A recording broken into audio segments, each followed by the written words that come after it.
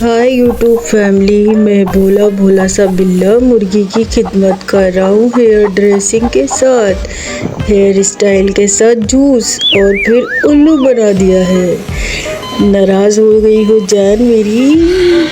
चलो कोई बात नहीं, अब मैं इसको पका के खा ही लेता हूँ। मज़ेदार चिकन और सब खाएंगे चिकन। मजबूरन उसको खाना पड़ा है, याद तो मैं उसको बहुत कर रहा हूँ। उसकी याद में आज बाजे भी बजाऊंगा। ओ मेरे दोस्त।